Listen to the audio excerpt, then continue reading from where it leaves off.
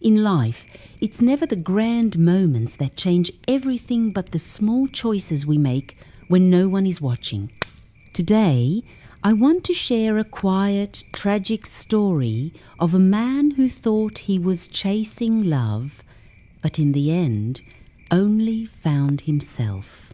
If you're here to improve your English, understand human emotions, or reflect on what truly matters, you're in the right place. Now, let me take you to the rainy hills of northern England, where this story begins. Charles sat alone at the kitchen table in his stone cottage near Kendal. The room smelled faintly of old books and cold tea. The late autumn light struggled through the window panes, as if it too felt too heavy to shine. A small glass of scotch sat untouched before him. He lifted a silver fork to a slice of pickled onion, but didn't eat. Instead, he closed his eyes and remembered. Just a month ago, his life was calm, comfortable even. Now it was in shambles. It all began one grey Thursday. Charles returned home from the office early. He felt terribly tired. His throat was raw, and his chest rattled with every breath. His colleagues had said, "You ought to see the doctor, Charles. That cough sounds wicked." But he had waved them off, as men like Charles often do. That day, his wife Margaret was in the kitchen, preparing a slow stew. She turned, apron dusted with flour, and asked gently, "Hard day, my love?" Charles only nodded, and she listened like she always did. She urged him to see a doctor. "Your cough sounds dangerous," she said. He agreed reluctantly. Their 2 children came home soon after. Grace, their bright-eyed 16-year-old, and James, just 12. They stormed in, full of laughter and stories. Charles watched them fondly. Then his eyes moved to Margaret. She was a lovely woman, not in the dramatic way of novels, but in the gentle, enduring way of a soul rooted in goodness.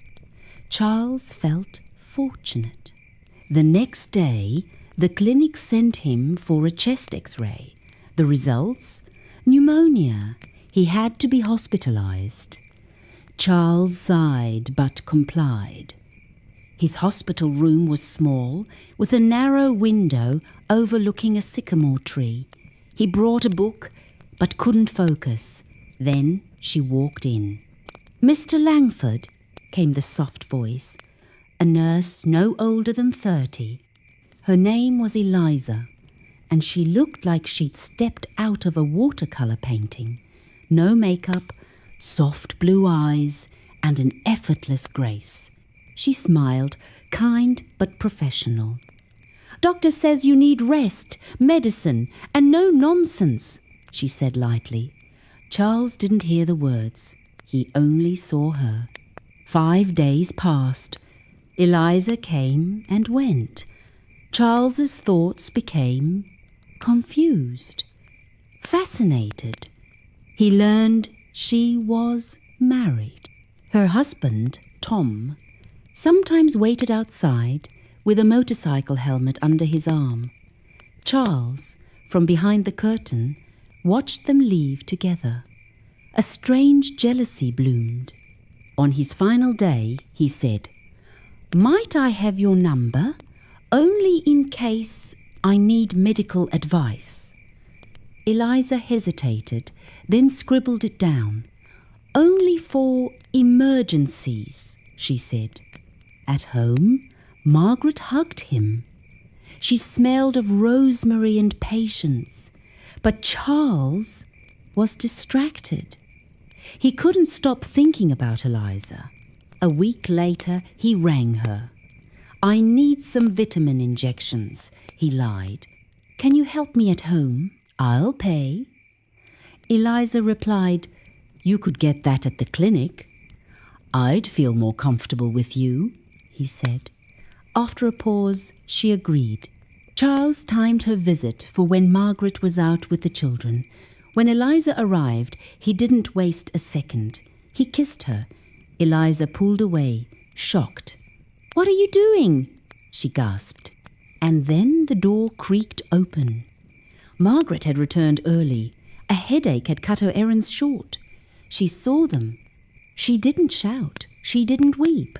She simply helped Eliza gather her things and said, "You may go now." When the door closed behind the nurse, Margaret turned to Charles and said calmly, "I'm leaving. I'll take the children. You don't need to explain." Within an hour, she was packing. Now, Charles sat alone. The walls were silent. His phone silent. Eliza never came back. Margaret never returned his messages. His children never called. He poured another glass of scotch, but it didn't warm him. Nothing could. In the quiet, he understood. Eliza was never his. She was kind, not inviting. Margaret had been his home, his anchor, and he'd thrown it all away for a moment of fantasy. He looked at an old family photo by the fireplace. His voice cracked, barely audible. "I'm sorry, Margaret. I see now. I truly see." But it was too late. Now Charles sat alone in the kitchen, in a house filled with echoes of laughter that would never return. Thank you for listening. If you found value in this story, whether to improve your English, understand the human heart a little better, or simply reflect on your own journey, please like, share, or subscribe. And remember, love isn't found in fleeting beauty. It's built in quiet moments, in loyalty, in truth.